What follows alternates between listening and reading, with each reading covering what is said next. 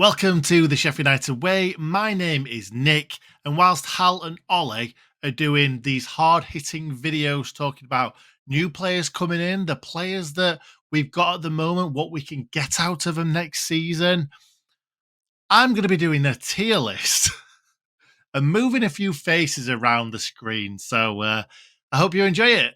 This is not going to be the only tier list video that I do. It's going to be a bit of a mini series, but I think the best way to start this is actually talking about some of the signings that we brought in and if they're any good or not. And spoiler alert, most of them are not. I'm going to be going through the full summer transfer window and then the winter transfer window as well. So everybody's in here. So let's get into it. So here we go. Here's all the categories: top quality, decent, jury's out, underwhelming, poor, and what were they thinking? Let's start by talking about 𝗂𝗂𝗏𝗂-𝗏𝗂. Now, I could see what we were trying to do. Sign players from far off lands, try and bring them in for as little as possible, and try and flip them.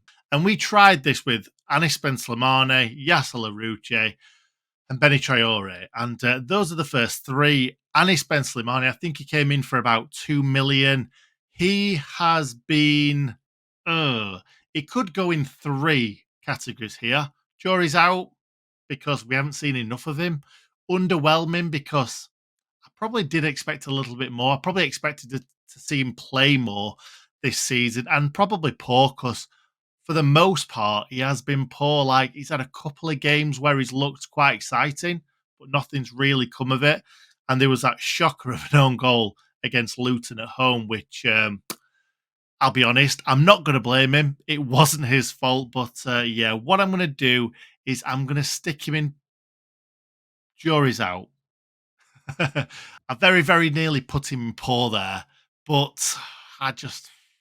it's such a toss-up because I still think there's something left in Slimani. Whether that's in a Sheff United shirt or not, we'll have to see. I don't think Chris Wilder has got him in the plans for next season, but we'll have to wait and see, shall we? Next up, we've got 𝗂𝗂𝗏𝗏 𝗏𝗂, and he came in on loan. Very underwhelming for me, but also pretty poor at times. I'm going to pop him in poor. I'm not a massive 𝗂𝗂𝗏 hater. I have liked him at times, but I've really, really not liked him at times as well. I think that Man City home game where he let Kyle Walker just push him out of play and then they went on to score really sticks in a lot of Blades' minds. But I think he were quite good on the front foot and it looks okay going forward, but he still really didn't have that final ball to say that he's not a good defender. He's probably a better attacker, but he didn't seem to have that final ball. Now let's move on to the first player that's not currently with Sheffield United, but still on the books at Sheff United. And that is Benny Traore.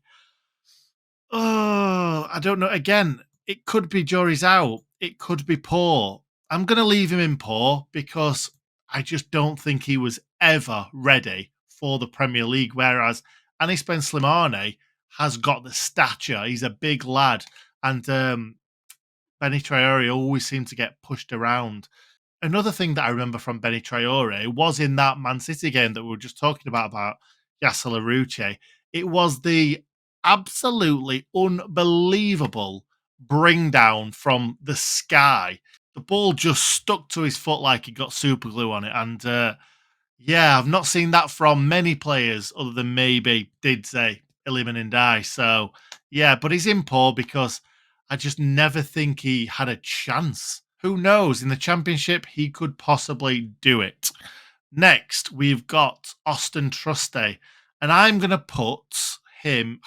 Again, it's between underwhelming and poor. I think he's got to go in poor. He's had some good games this season, Austin Trusty. But he's also had some absolute shockers. Actually, no, I'm going to change this. I'm going to put him underwhelming. And the reason for that is because I expected a lot. I expected him to be playing there all season. And yes, he has played there all season, but only because we don't have anyone better. And it's really sad that because I really, really expected him to be better than what he was. So I'm going to put him in underwhelming. Yeah, hopefully next season he will stay with the Blades and have a really, really good season like he did for Birmingham the season before, but for me, right now, in between underwhelming and poor. I probably shouldn't have used a category that I can't say very well. Underwhelming. I could say it like that, but when I'm saying it quickly, don't come out. And another underwhelming player was the next player that we signed for around 20 million was 𝗤𝗂𝗂𝗂𝗂𝗏. What can I say about 𝗤𝗂𝗂𝗂𝗂𝗏? I was very, very excited to see 𝗤𝗂𝗂𝗂𝗂𝗏 in a Sheffield United shirt. And he's had a couple of good games. Really, really good against Luton away. Struggling to remember any other really, really standout games when he was very, very good. Yeah, very, very underwhelming. Could have been put in poor. But yeah, I'm just hoping he's not going to go on and be a world beater because he is the sort of player that we needed this season. And I just feel like the profile of what we expected him to be didn't match up to his performances. So, yeah, very, very underwhelming for me, 𝗤𝗂𝗂𝗂𝗏. Next up, we've got 𝗐𝗲𝗏, and the fact that these 5 players were the only players that we had ready for the start of the season. Actually, I think 𝗤𝗂𝗂𝗂𝗏 didn't play in the first game of the season or came off the bench in the first game of the season. I remember 𝗐𝗲𝗏 coming on the pitch at halftime. It was like a midnight signing, which was ridiculous anyway. But yeah, he certainly rose to the challenge in his debut, scoring the absolute wonder goal against Forest away. But obviously, we didn't win the game. I think Benny Traore missed a really, really good chance later on in that game. I'm in the middle of decent and top quality for 𝗐𝗲𝗏. I think 𝗐𝗲𝗏 is top quality, and I think he has been top quality this season.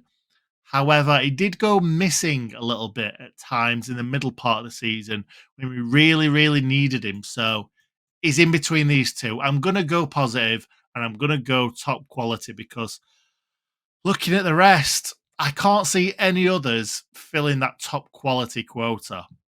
And then we move on to Tom Davies. I'm not sure where I'm going to put Tom Davies, if I'm honest. Some fans will think there. Some fans will think there. Some fans will think there. Some fans will think there. And that's where I'm going. Tom Davies, jury's out because we've just not seen enough of him, have we? Like, I remember seeing him. I can't remember which game it was, but he came on in one of the games. He kept hold of the ball really, really well. And I'm like, if we can keep this lad fit, literally by the time I'd finished that sentence, he was injured and we never saw him again, which is really, really upsetting because I think there's a big player in Tom Davies. And obviously we've got him for another season. So I'd like to see Tom Davies stay fit. And yeah, you never know. It's like a new signing, isn't it? Next up, we've got Cameron Archer. And do you know what? I think we all thought he was going to be our saviour. We signed him towards the end of the window, and I think we were all buzzing. We saw him at Bramall Lane for Borough. He tore us a new one, and I think that's what we expected from him. And certainly in his debut against Everton, where he scored 1.5 goals, shall we say, a fantastic, I think it was side-footed finish from him at Burnley pass back, past Jordan Pickford, and then one that came off the back of Jordan Pickford's head after hitting the post. So I'm going to say 2. We'll give him 2 for that. He certainly needs it, doesn't he? Because he scored an absolutely wondrous goal against Wolves and won us a game. But other than that, he's been pretty poor. I'm going to put him in the underwhelming category because that should be his middle name this season. He came in for just under 20 million. And he's going to be leaving for just under 20 million. A weird deal that we struck because if we'd have stayed up, I think that Villa could have still bought him back. It was, like I say, it was a really, really weird one. But actually, it's worked out really well because if the same thing would have happened with Ryan Brewster and Liverpool, we probably wouldn't have been in the mess that we ended up being in. But yeah, it's one of them things. And do you know what? Cameron Archer going back, it's probably a good thing for our finances, but I'd have loved to have seen him in a red and white shirt in the Championship next season. He might still be in the Championship next season if Villa decide to loan him out. You never know. I think he would be really, really good for us in the Championship, but I doubt that's going to happen. And he'll probably come back on loan to somebody else in the Championship and tear us a new one at Bramall Lane again. Next one, the first one for what were they thinking? Now, this is Luke Thomas, and the fact that he's not even in a Sheffield United shirt just proves it. He came on loan when we had a little bit of a left wing back injury crisis. He actually looked okay in the first couple of games, but then he just got worse and worse and worse. And if you're sending back Luke Thomas and keeping 𝗂𝗂𝗂𝗏𝗂, you know there's problems there. You know that he's not a very good player. I'll be honest, I think it's probably more likely that we wanted to use the domestic loan for a different position, and that went well, didn't it? Next, we've got James McAtee, and James McAtee is the first one that's going to go in decent. Again, he's in between two. He's in between decent and underwhelming because he had a really, really, really good purple patch around the time where he scored that really good goal against Brentford, where he curled it into the top corner. What a finish that was. And yeah, he's looked like our best player at times. But since Chris Wilder's come in, he hasn't fancied him. And when he's come on as a sub, he's been really, really poor for whatever reason that is. I thought if a player is benched by a certain manager, they want to prove him wrong, surely. But nope, not James McAtee. For some reason, James McAtee has just got worse and worse and worse since Chris Wilder's kind of benched him. And yeah, I'm really surprised. I think he started the season okay. In the middle, he was really, really good. And the first name on the team sheet for me. And then he's just got worse and worse and worse. So unfortunately, McAtee will be going back to Man City. And yeah, I don't think many Blades fans will be remembering McAtee too fondly after this season anyway. It was fantastic the season before. Next up, we've got Ryan One, and I'm going to stick him straight in decent, you know. Now, I've not seen him play too much, but he came in as an under 18s player. Like, he's on the Sheffield United website as an under 18s player. And he's ripped it up in the under 18s. He's ripped it up in the under 21s. And he's looking like he will make us a lot of money or score us a lot of goals. This lad is going places. Ryan One, very, very exciting. I would have put him in juries out because I've not seen him too much. But the fact that he's scoring so many goals for the under 18s and under 21s, the development squads, yeah, I think he's going to be in a Blade shirt or in a first team Blade shirt, possibly next season, if not the season after. He might have a loan next season. I'd send him out on loan in League One or League Two, see how he does, bring him back, see what happens after that, because his physical stature, he looks like he could play Premier League football right now, but obviously he's still got to develop, and it may be in that development squad. It may be on loan next season, but I'm very excited for Ryan One. Next up, we've got another player that I was actually really excited about in Sam Curtis, but he made his debut against Everton away, and lots of Blades fans and Wilder were giving him a lot of jip. Now, I went to that game. I was at Goodison Park, but we were at the complete opposite side of the ground. So the fact that I was so far away, maybe I'd got rose-tinted glasses on for this one because I like him. I like him as a footballer. He came very, very well recommended by a lot of people, and a lot of teams were interested in him. So I just assumed he was very good. And the fact that I was so far away, I probably didn't gauge the sort of depth of the pitch and what he was doing on it. But I assumed he was going to be very good. I'm going to put him in juries out because it's one game. Like, I've not seen enough from him. But also, people are saying that he's not been very good in the under 21s either. So we'll certainly see anyway in the next season or two. We might get a loan next season, but I'm sure we're not sort of trying to sell him off already.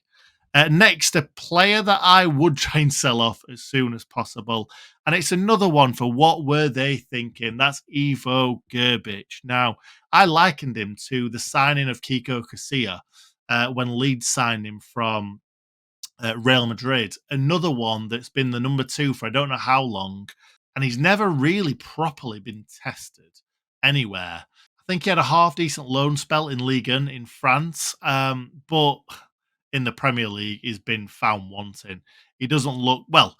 He's about 6'7", and when he comes for a ball, he looks about 5'5". Really struggles in the air. He's not yet saved a shot that I didn't expect him to make. He hasn't saved many shots at all. And then Wes has come in for him. And I think that just speaks volumes. The fact that we were trying to get rid of Wes and we've had to bring him in because 𝗍𝗿𝗀𝗂𝗏 has just let so many goals in. So yeah, I think we bought him for a couple of mil, and I think we'll be struggling to make that back on him, to be honest. But Robin Olsen got another club, so why won't 𝗍𝗿𝗀𝗏𝗏?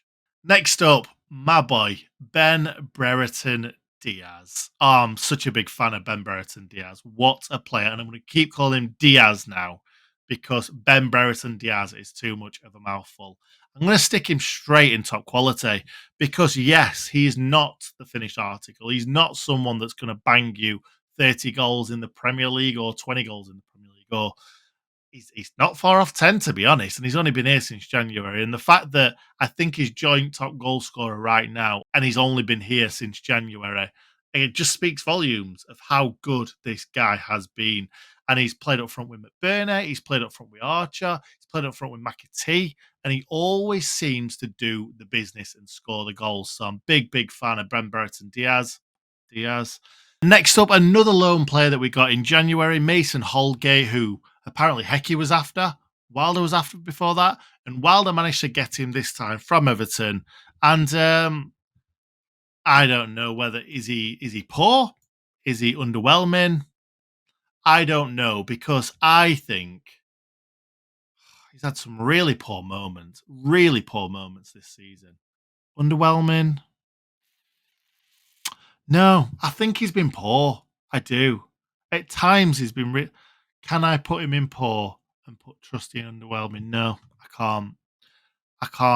I think it's more about expectation, though. And I think I expected more from Trusty than I did from Holgate. No, I'm going to put him underwhelming. I think he deserves to be in underwhelming. It was an underwhelming signing for me in the first place. So I think the fact that he's not particularly done great, he's done okay, he probably deserves to be an underwhelming. I'm just looking through these and I'm thinking, why aren't more players in poor? Why aren't they? You could probably put some underwhelming in poor, but it is what it is. And we are finally down to Chris Wilder. Has Chris Wilder been top quality? No. Has Chris Wilder been decent? No. Is the jury still out on Chris Wilder? Yes. Has it been underwhelming under Chris Wilder? Yes. Have we been poor under Chris Wilder? You could say so. There's an argument for the fact that we've been poor. What were they thinking? I don't want to put him in there. I don't think he deserves to be in there. I've put him in there by accident. He doesn't deserve to be in what were they thinking, because I could see why we gave Chris Wilder the managerial job. Because at the time, we could have done it. He could have galvanized that squad and got them winning games, whether we stayed up or not. He could have got us winning games, and we were certainly better going forward. We were just awful defensively. I think I'm going to put him in jury's out. He's got a rebuild to do. But I think we'll get back to keeping the goals out and scoring more goals in the other end. But the jury is certainly out. It really is. And yeah, I'm very nervous for next season. For me, for the Blades fans, for where the club could be heading. And for Chris Wilder, because I don't think he's getting another championship job, especially not a top-end championship job, if this goes belly up. I'm going to be honest. So we'll have to wait and see. So there you go. 2-2, 4-4, 2-2. Do you know what? That looks pretty darn symmetrical. It's very symmetrical. It is symmetrical. I did not mean it to go that way. I'll leave the link in the description for this tier list. So if you want to have a go or send me your screenshots on Twitter, go for it at 𝗍𝗿𝗀𝗃17. Let me know in the comments what you thought, if I got things right, if I got things wrong, where you would put them. And yeah, it's been quite fun. Not been fun this season, but this has been a little bit of fun. So thanks for watching, and I'll see you soon.